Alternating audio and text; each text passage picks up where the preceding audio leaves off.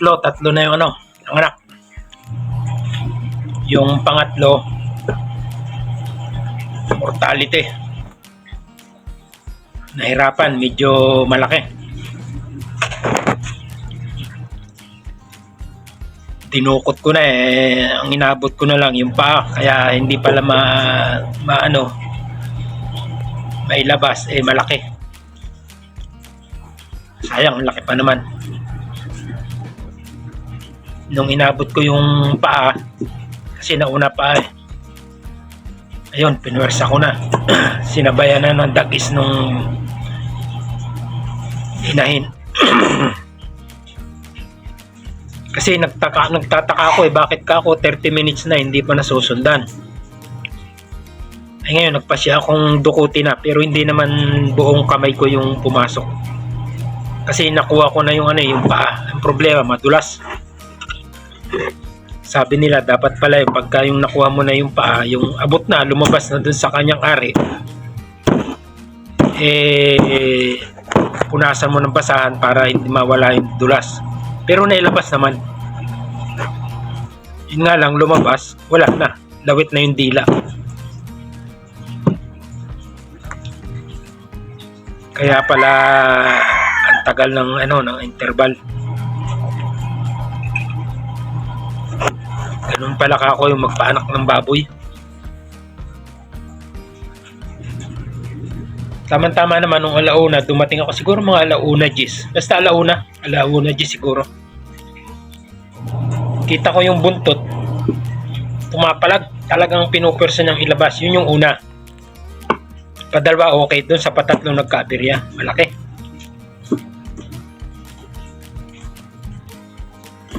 Dapat sabi nila 10 minutes ganyan, 15 minutes dapat masundan agad. Yun nga, nangyari na yung nailabas na yung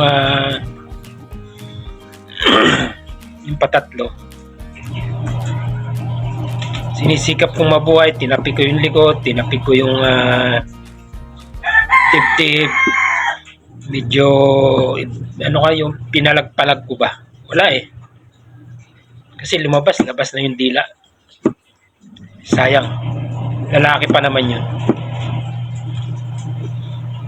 Nung mailabas yung tatlong yun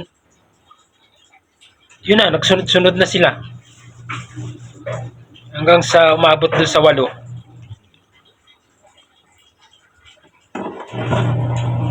Ganun pala ako yung mag-inahin.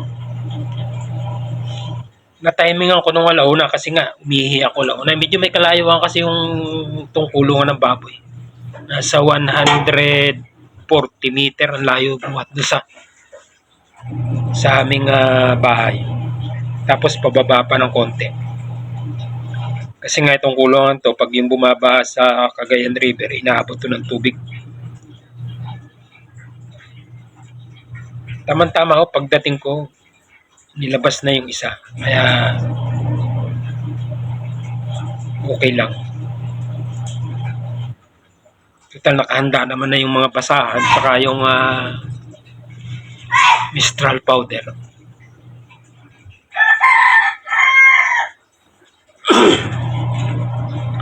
Ayan, lagyan natin ng pulbos. Masisigla sila.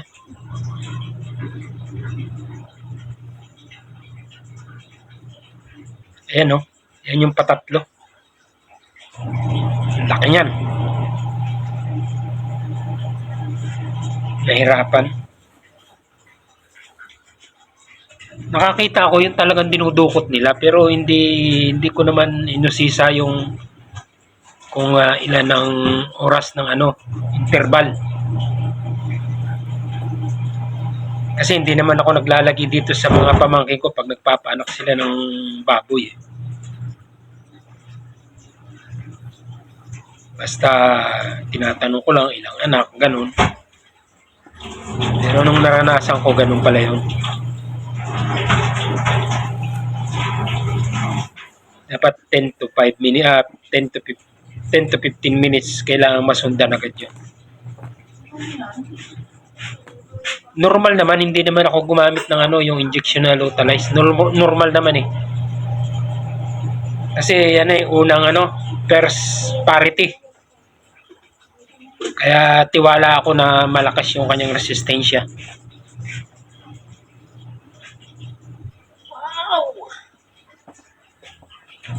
Sayang yung isang yan. Makakatuwa pa naman, laki. Nung hawakan ko nga sa pa, minupwersa ko eh, talagang nahihirapan yung inahin eh. Pero nung hinihila ko, sinasabayan naman ng ire. Kaya inabot ko yung paa, ayun, mabilis siyang nailabas. Ito yung pang-apat. Ngayon pang-apat.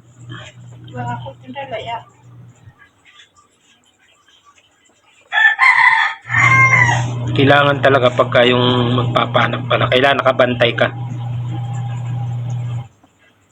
Kasi ano eh, napansin ko, nahihirapan eh pagka yung lumabas.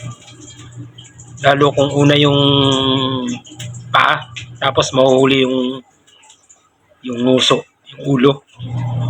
Nahihirapang huminga dahil balot, nakakabalot ng ano, yung ewan ko, yung lamad. Nabalot ng lamad.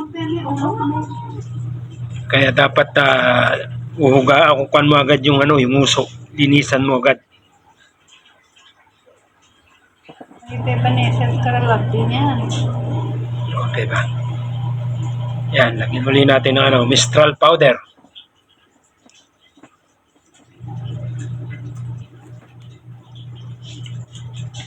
Pulbos.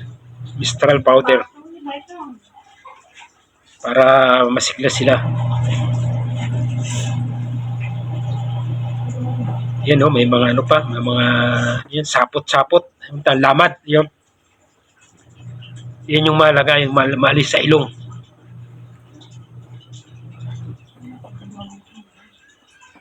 Pero nakikita ko naman, napapanig ko naman sa iba.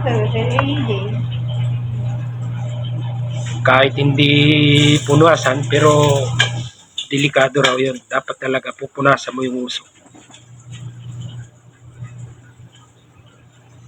Kasi nagkakataon na hindi mo nabantayan. Kusa namang nawawala yung ano, yung kanyang lamad sa uso. Pero matagal. Sisingap-singap pag lumabas yan eh. Yan siya.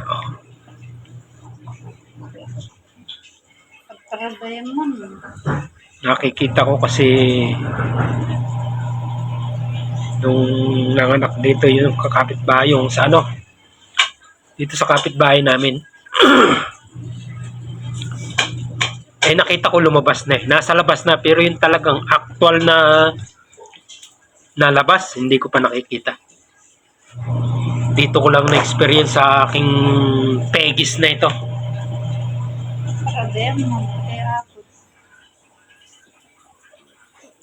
Yan. Para masigla.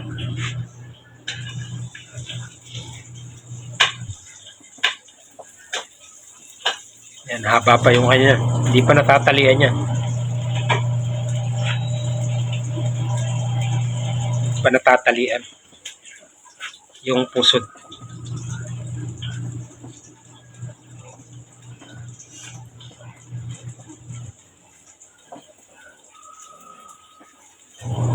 Yan, pang-apat yan, pang-apat.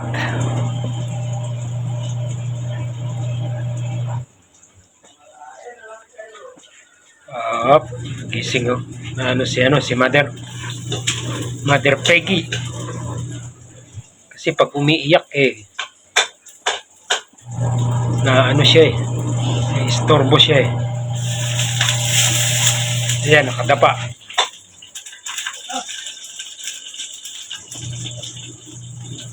Ganyan pala yung nagpapaanak ng baboy. Tatayo pa yan.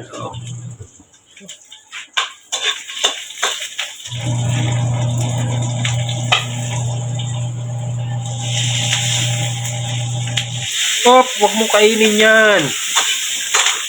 Pagpulbos ko yan sa anak mo.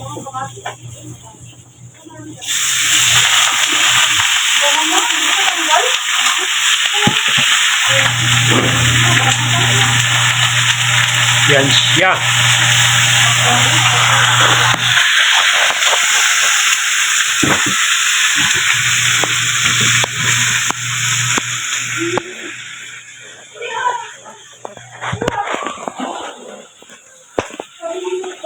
Oh. Yan na, humiga ka na. Lalabas pa yan. Balik po kali sana. Ayaw humiga.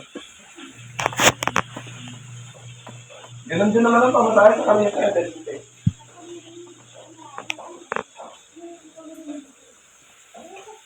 Ayaw pa humiga. Humiga ka na. Doon naman nakakulong naman na yung ano mo eh. Nakakulong naman na yung anak mo eh.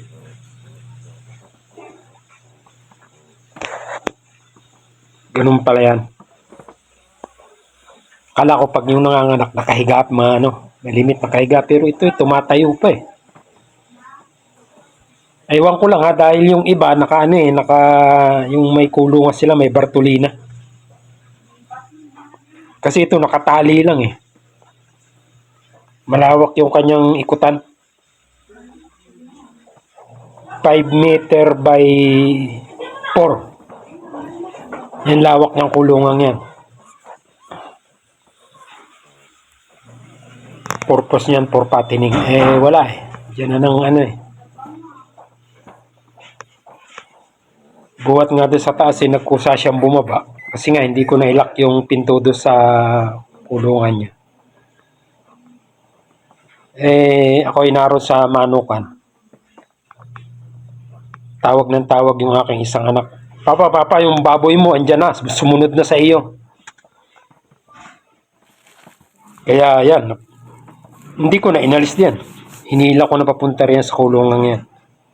Kaya yung kulungan yan, 4x5 ang laki niyan. Pero dun sa itaas, malapit sa tabing bahay, dun sana yan mga anak. Ang laki nung kanyang kulungan dun ni ano, 250 meter by 2 meter.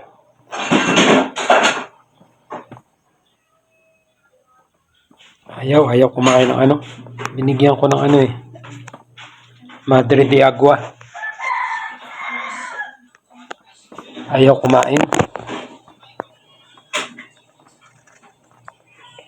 Pero kagabi, alas 5, pinakain ko pa yan. Pero ano na lang, half kilo na lang yung pinakain ko. Nakakalima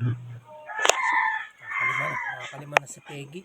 Kasi nga, nung pisiling ko yung dede niya, may mga lumalabas ng ano. Matulis pa lang ngipin naman. Kakatuwa naman. Matutulis yung ngipin.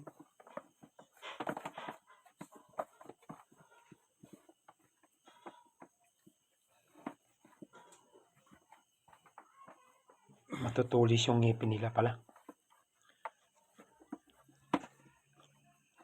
Kaya pala dapat putulan agad. Putulan agad ng ngipin. Matutulis yung ngipin nila.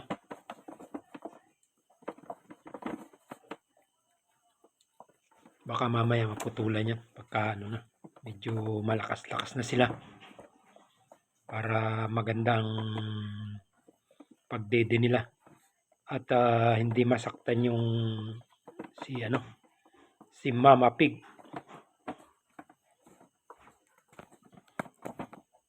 Akala ko puputulan yan pagka yung ilang araw pa. Pero dapat talaga putulan yan pagka ano. Alas 3 pa lang naman eh. Pag umaga na. Oh, kakatuwa eh. Masisigla. Kakatuwa, masisigla. Hindi gaya nung aywan ko lang ha, kasi yung dito sa kapitbahay na ano ko na eh, nung naano ko, hindi ganyan kasi sigla. Pero ano na yon, siguro pang-4 na anak ka na yata yun. Kaya ito ano eh, unang anakan pa lang eh. Masisigla na yun. May ano pa yan, may buntot pa yan. Ay, may buntot, may Masisigla sila. Ayan, sige. Ayan. Lumabas pa uli.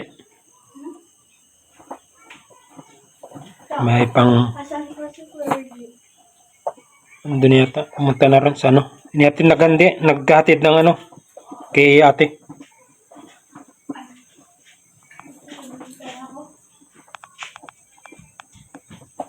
Ito. Ayan. Pang lima na yan. Panlima. Pang-lima na ito.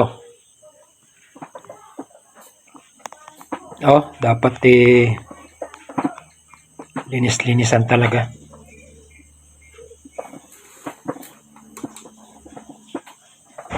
Pero pagka ganyan bagong labas, kasi yung padalwa yata, padalwan labas eh. Bagay, hindi ko naman kasi nung naitaas, medyo mataas din, siguro hanggang tuhod ko. Ah!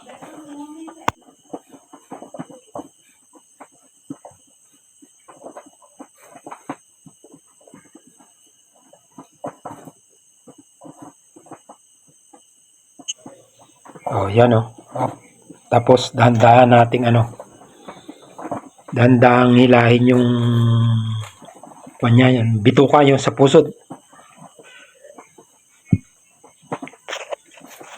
Dahan-dahang hilahin. Pero sabi nila, kusa daw lalabas yun eh. Kusang mapuputol. Eh, hintayin ko pa yun. Eh, di dahan-dahanin ko na lang hilahin. Puputol naman eh, may siguro mayroong 40 cm yung haba. Kusang napuputol. Siyempre lalagyan ko pa ng ano yan. Mistral powder. Beka naman. Mistral powder. Oh, pulbos. Para masaya. Para masigla. Oh, ano pa eh, oh. May mga ano pa eh, yung lamad-lamad. Ang kagandahan lang dito sa may pulbos na ito, pagka hinaplos mo ng pulbos, na ano mo yung kanya, yung pinaka lamad niya sa katawan. Madaling punasan.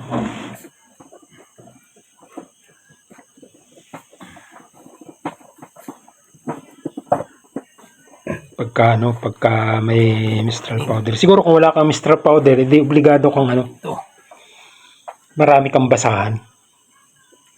Marami naman akong dalang basahan eh, pero konting punas lang sa nguso, yun lang ang mahalaga eh, tapos powder agad. Dahan-dahan lang, yan. Masigla eh, oh. Sigla siya eh. Oh, lagyan natin ng wag lang lalagyan yung yung mata. Oh, haba ng niya eh. Bituka niya eh. Oh, buhol. Binuhol ko yan eh. Yung iba binubuhol ko.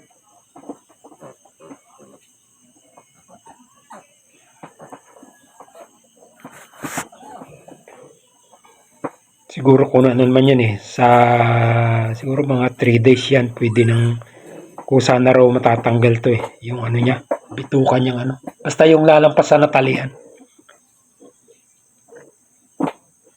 Magulo sila, magulo. Kakatuwa eh, magulo. Sige, Mama Pig, labas pa. 10 lang, 10.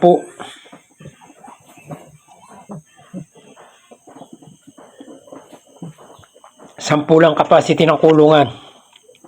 Pero sabi nila, malaki raw itong kulungan to eh. Kaya ng hanggang 15. Problema niya, problema ako sa sa mga dahon-dahon.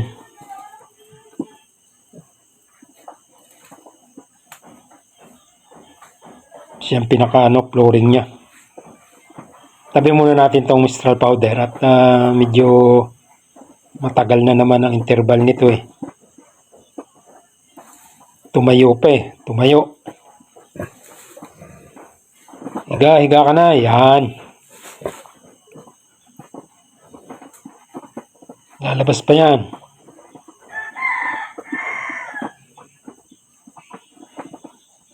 Lilima pa lang eh.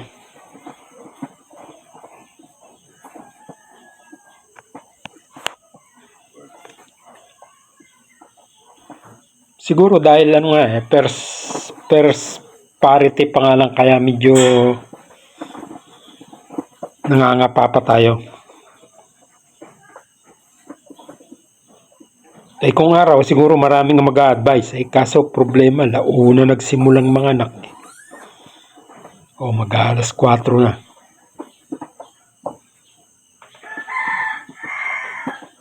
Sigurado ito mga 10.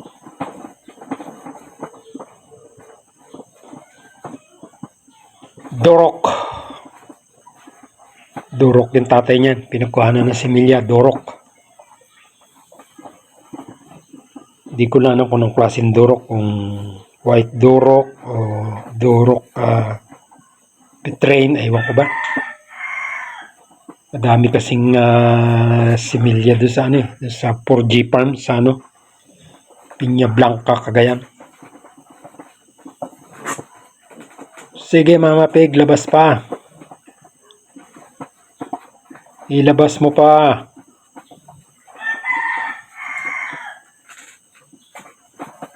Tagal-tagal pa eh.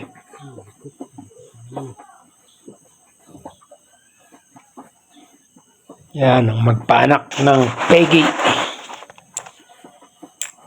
Magpaanak ng Peggy ko.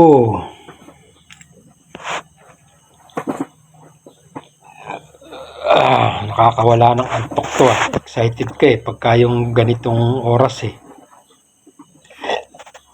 Hinihintay mong lumabas. Hinihintay mong lumabas kung meron pa. Sige, lumabas ka pa. Haba eh. Yan. Tatayo na naman eh. Ka na tumayo. Ilabas mo na lang. Natayo ka pa eh.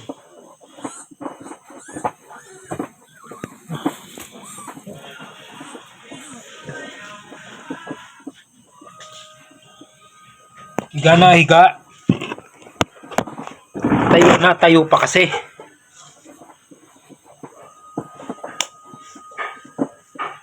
Higa na.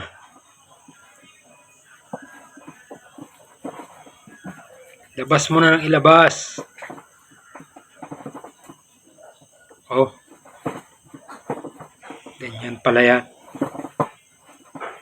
Kasi kung nasa hawla yan, yung Bartolina, hindi kikilos ng ganyan yan. Kasi yung Bartolina, ano lang yun, 60 lang yung ano niya, yung laki niya. Ay dito, lawak eh. Eh yung tali niya ni Kwan, mga nasa 250 meter ang haba niyan, tali na yan. Kaya nakakaikot siya.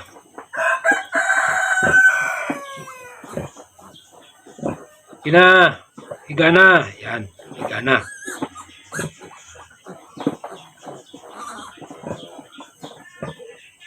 Ang dede niya ni 14. Kaya kung may 10, kayang-kaya.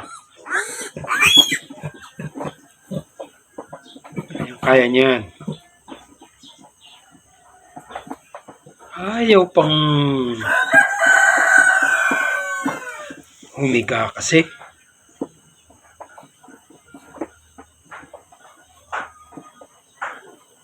Higa na at lalabas pa. Yan pala yan.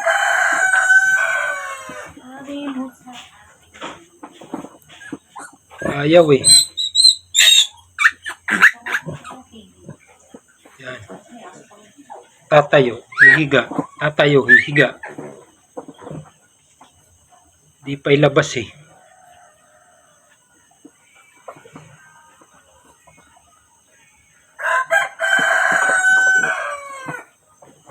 Tagal ng interval.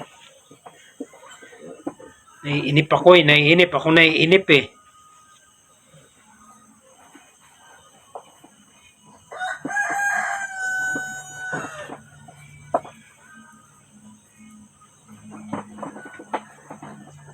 Tagal. Ay,